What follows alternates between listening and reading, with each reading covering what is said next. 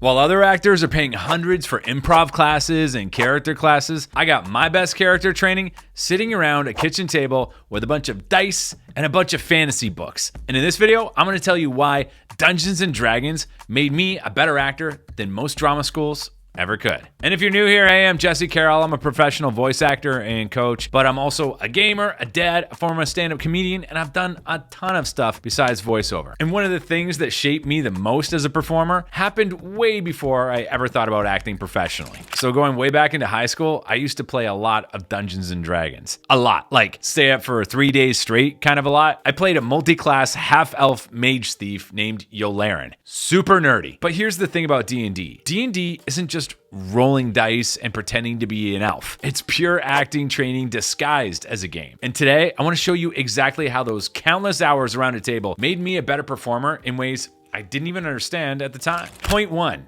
Character creation and consistency. When you create a D&D character, you're not just picking stats. You're building a complete personality. My character Yolaren wasn't just a half-elf mage thief. He had a backstory, motivations, fears, quirks, a specific way of speaking. And here's the kicker. The way we played, at least, you had to stay in that character for hours, sometimes days. And you can't break character because the story depends on it. Your team, your party, their lives depends on it. The fate of the whole realm depends on it. Edit that out. Doing this teaches you character consistency in a way that no acting exercise really can, not in the long run. You learn how your character would react to unexpected situations, how they'd speak when they're scared versus when they're confident, how their personality affects every single choice they make, their personality and alignment. Point 2. Improvisation under pressure. In D&D, you never know what's coming next. The Dungeon Master throws you into situations you never planned for, and you have to respond as your character immediately. No script, no rehearsal, just pure improvisation. I remember in one session where we were trying to talk our way out of some trouble with a half-orc guard, and I had to come up with this elaborate lie on the spot, or we were going to be thrown into the dungeon. But it had to sound like something Yolaren would actually say, with his background, his personality, his quirks, his alignment, all that stuff. And that's like some serious advanced improv training right there. You learn to think on your feet while staying true to your character. You develop the ability to make quick choices that feel authentic to who you're playing. Point 3. Voice and physicality. Every good D&D player develops a specific voice and accent for their character. My character, Yolaren, had like this slightly arrogant tone. It was almost like a mid-Atlantic voice because he thought he was smarter than everyone else. And when he would cast spells, his voice would get more and more dramatic.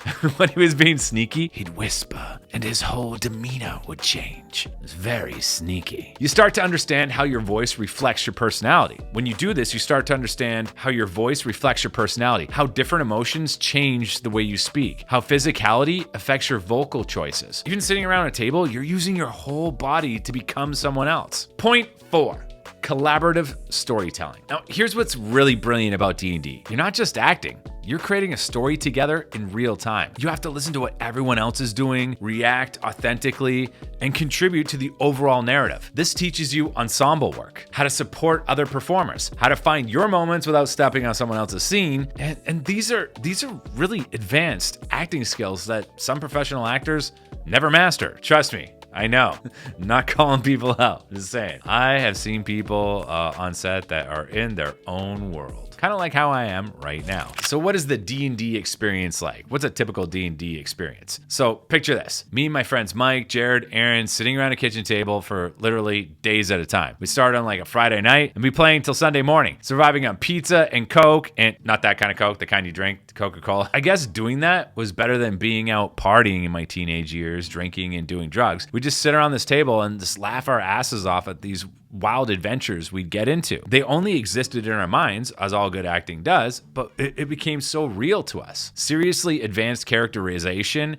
and imagination work. It's so crucial to good acting. But one thing I didn't realize at the time was that I was getting hundreds of hours of character work in. I was learning to embody someone completely different from myself, to think like they would think, to speak as they would speak. And actually, funny thing is, like years later, I stopped playing after high school. And then years later, when I was working at a restaurant as an adult, I found out one of my coworkers was also into gaming and D&D. So we started up a campaign for a short period. And this guy, actually went on to become a very successful fantasy novelist. He wrote a book called Kings of the Wild and Bloody Rose. His name is Nicholas Eames, and that's who our dungeon master was for a short period of time. It was crazy. And it makes so much sense that he would go on to write successful fantasy novels. And those were some of the wildest campaigns that Yolaren has ever been on. Thank you for that, Nick, if you ever watch this. Also, loved your book. Read them both. Books. Just from being a dungeon master in D&D, he understood character development and narrative better than most writing teachers ever would. Now, if you've never seen what a high-level D&D game looks like, go check out Critical Role on YouTube. Matthew Mercer and his crew are incredible. They hacked the whole thing out. Full character, voices, physicality, everything. Matthew Mercer is not only one of the best dungeon masters I've ever seen, he's also an incredible voice actor, which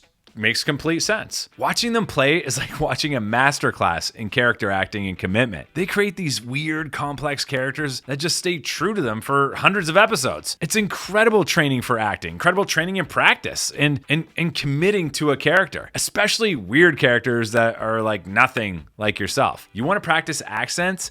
Join a D&D game and work on one. You'll be in character and doing that accent for months. Now, real talk, I don't play D&D regularly anymore. It's been probably over a decade since I've played. Life got busy. People moved away. You know how it is. Had a baby. But those skills stuck with me. When I'm doing character voices for animation or video games, I'm drawing on that same ability to create distinct personalities and stay consistent with them. I create a whole character generation sheet. When I'm in an improv situation or I have to make quick character choices in an audition, I'm using those same skills I developed sitting around that table. And here's the thing. D&D is even more popular now than it's ever been. You've got celebrities playing it on streams, professional actors talking about how it's helped their craft. The secret's out. So if you're interested in getting better at acting or getting into acting, D&D, great entry way to do it. Great way to work on your skills. It's also super fun. You'll never laugh so hard in your life, I swear to God. If you're interested in acting or if you really want to get better at character work, consider finding a D&D group. It's not just for nerds anymore. Don't worry about it. It's legitimate acting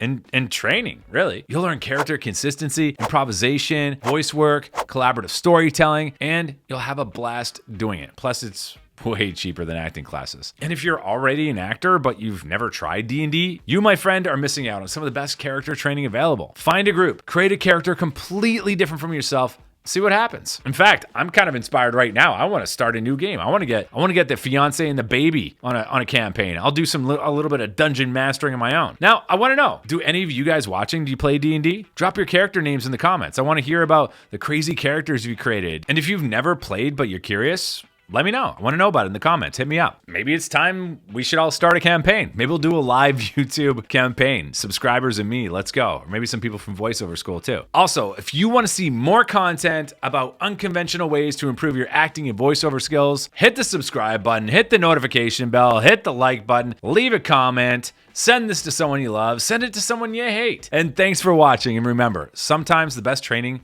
doesn't look like training at all. See you in the next one.